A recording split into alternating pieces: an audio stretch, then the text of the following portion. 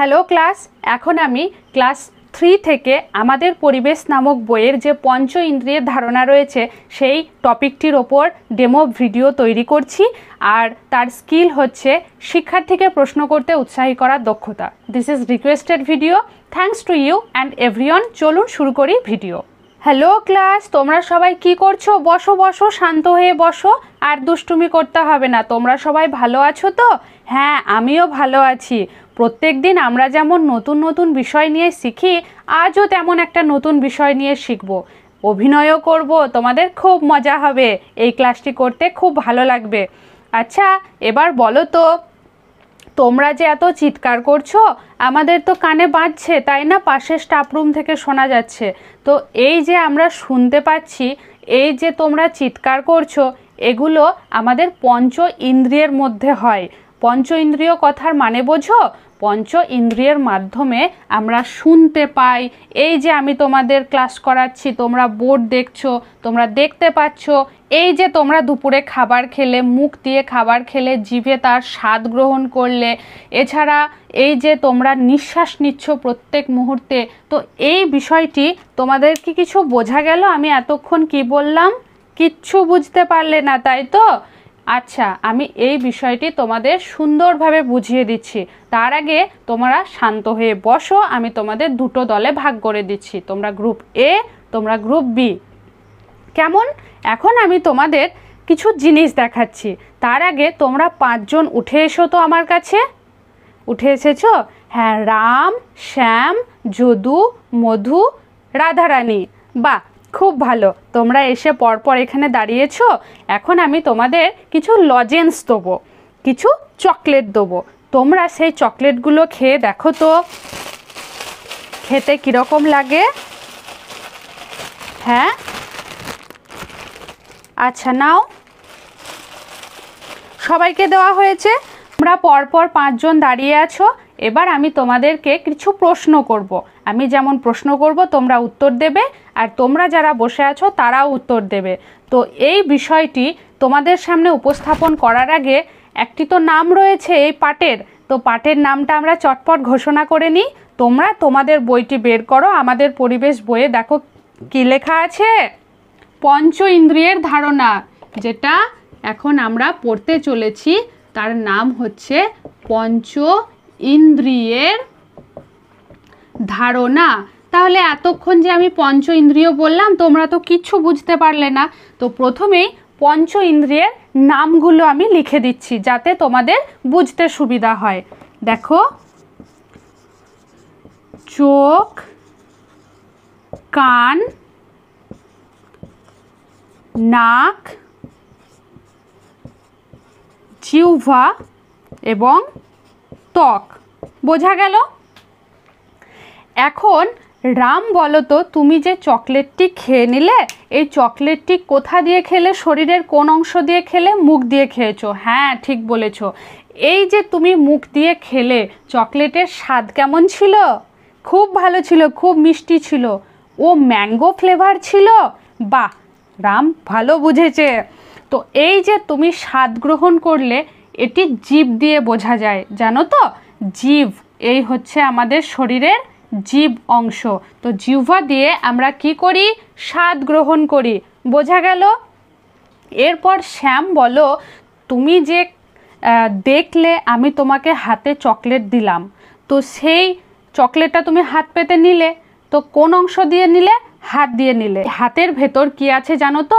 হাড় আছে, রক্ত আছে, শিরা, ধমনী, বিভিন্ন কিছু দিয়ে সজ্জিত। তো এই ওপরের চামড়া কি হয়? সেই ভেতরের যে অংশগুলো রয়েছে, সেই ভেতরের অংশগুলো চামড়া দিয়ে ঢাকা থাকে। তাই আমরা কি করি? কোনো চিমটি কাটলে বা কোনো স্পর্শ যদি পেতে হয়, তাহলে এই চামড়া দিয়েই অনুভব করি। তো বোঝা গেল? তাকে বলা হচ্ছে ত্বক। তো এই ধরো শ্যামের হাত, কি তাই তো? শ্যাম, এটা তোমার হাত মনে হচ্ছে? বলো। হ্যাঁ, তো এই হচ্ছে ত্বক বা চামড়া। এরপর যদু যখন দেখলে যে আমি রামকে চকলেট দিচ্ছি, শ্যামকে চকলেট দিচ্ছি, তুমি শরীরের কোন অংশ দিয়ে দেখলে? চোখ দিয়ে দেখেছো, ঠিক বলেছো। তো এই হচ্ছে যদুর চোখ, তাই তো? এরপর মধু যখন দেখলে, এরপর তুমি যখন দেখলে যে আমি রামকে, শ্যামকে, যদুকে চকলেট দিচ্ছি, তারা খাচ্ছে, সেইগুলো আমি বলছি যে রাম চকলেট নাও, দেখো তো খেতে কেমন লাগলো। এই যে কথাগুলো এতক্ষণ ধরে আমি বকবক করছি, তুমি শরীরের কোন অংশ দিয়ে শুনলে? কান দিয়ে শুনেছো। হ্যাঁ, ঠিক বলেছো। তাহলে এই হচ্ছে তোমার কান। কানটি পছন্দ হয়েছে? এরপর রাধারানী। রাধারানী, তুমি দেখলাম চকলেটটি একবার এরম এরম করছিলে না, নাক দিয়ে শুঁকছিলে না, কেন শুঁকছিলে? ও ম্যাঙ্গো ফ্লেভার খুব ভালো লাগছিল বলে শুকেছো। বাহ, তাহলে তো আরও সহজ হয়ে গেল। তাহলে রাধারানী কি করলো? নাক দিয়ে শুঁকলো। তাহলে আমরা সবাই কি করি? নাক দিয়ে শুঁকি। কোনো খাবারের স্বাদ গ্রহণ করার জন্য যেমন জিভ দিয়ে স্বাদ গ্রহণ করি, ঠিক তেমনি নাক দিয়ে শুঁকে দেখি সেটা আদৌ পচে গেছে না ভালো আছে। তো কি হলো? এই হচ্ছে রাধারানীর নাক। এবার আমি যেটি বলতে চলেছি, এই যে 5টি, দেখো 1 2 3 4 5, 5টি শরীরের 5টি ইন্দ্রিয় বলা হয় একে। কি বললাম? শরীরের 5টি ইন্দ্রিয় বলা হয়। এদেরকে একত্রে পঞ্চ ইন্দ্রিয় বলা হয়। বোঝা গেল পঞ্চ ইন্দ্রিয় কি? পঞ্চ ইন্দ্রিয় বলা হয়। তাহলে এই চোখ, কান, নাক, জিহ্বা এবং ত্বক, অর্থাৎ আমাদের যে শরীরের চামড়া রয়েছে সেই চামড়া একত্রে বলা হয় পঞ্চ ইন্দ্রিয়। এগুলো আমাদের একসাথে কাজ করে, সবসময় একসাথে কাজ করে। এবার তোমরা নিজের নিজের জায়গায় চলে যাও আর তোমরা প্রশ্ন করতে পারো। হ্যাঁ বলো। হ্যাঁ, এটা এই যে বললাম পঞ্চ ইন্দ্রিয়ের ছবি, অর্থাৎ চক্ষু, কর্ণ, নাসিকা, জিহ্বা এবং ত্বক, এই 5টি অংশ, শরীরের 5টি অংশকে একত্রে পঞ্চ ইন্দ্রিয় বলা হয়। বোঝা গেছে? আচ্ছা, তুমি কি শুনেছিলে? H3 কি? বলছি, দাঁড়াও। H3 হলো HURT, হার্ট।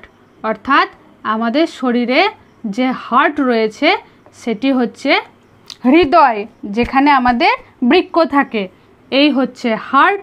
তারপরে হচ্ছে এটি হলো, ধরো, আমাদের রাধারানীর মাথা, অর্থাৎ ব্রেন, এই হচ্ছে ব্রেন,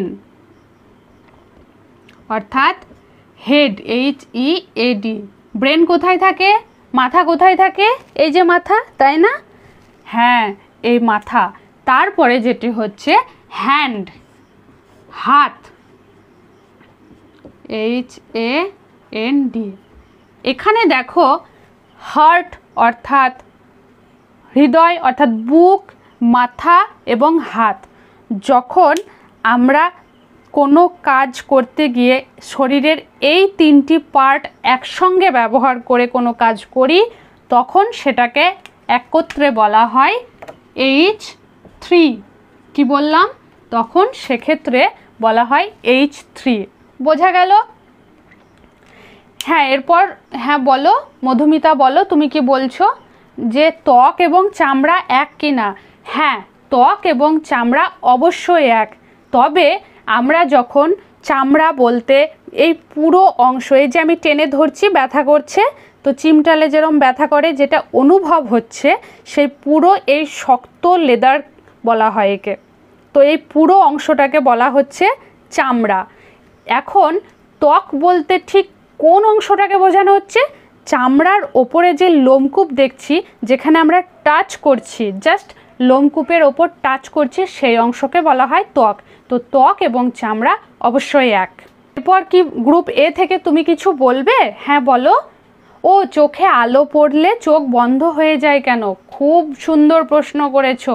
চোখে আলো পড়লে চোখ বন্ধ হয়ে যায় প্রতিবর্ত ক্রিয়ার জন্য। কি বললাম?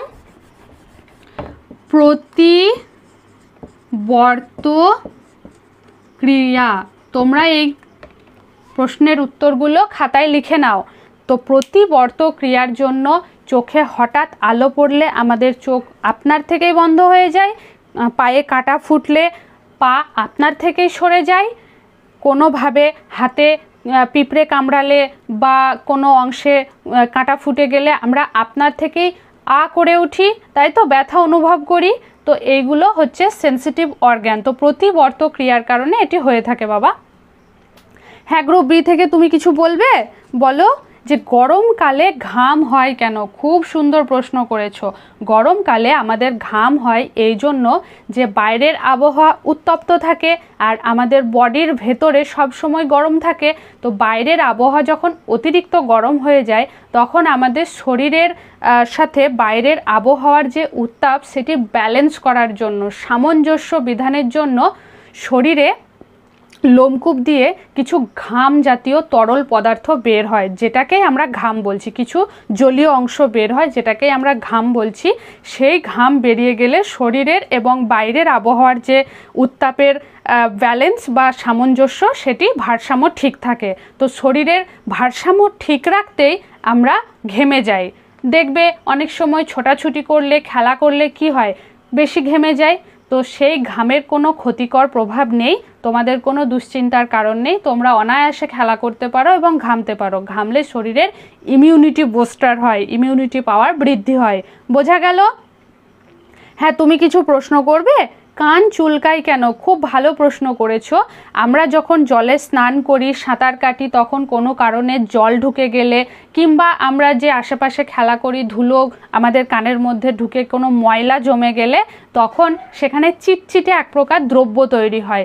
সেই দ্রব্যটি যখন কানের মধ্যে তৈরি হয় তখন আমাদের কান চুলকায়। সেই জন্য প্রত্যেক দিন তোমরা যখন সকালে স্নান করবে প্রত্যেক দিন কান পরিষ্কার করবে, কান মুছবে, ঠিক আছে? তাতে যেন কোনো জল না ঢোকে সেদিকেও খেয়াল রাখবে। তো আমাদের এই পঞ্চ ইন্দ্রিয়ের মধ্যে কানও পড়ে, তাই কানকে সুস্থ রাখতে প্রত্যেক দিন কান পরিষ্কার করবে। চোখ সুস্থ রাখতে প্রত্যেক দিন চোখে জলের ঝাপটা নেবে। নাক সুস্থ রাখে, নাকের ভেতরে যে পিচপিচে এক প্রকার দ্রব্য তৈরি হয় সেগুলো পরিষ্কার করে রাখবে। জিহ্বা সুস্থ রাখতে, অর্থাৎ জিহ্বায় যেন কোনো খাবারের দ্রব্য আটকে না থাকে তার জন্য প্রত্যেক দিন মুখে জল ভরে কুলকুচি করবে। প্রত্যেকবার খাবার শেষে মুখ ওয়াশ করবে।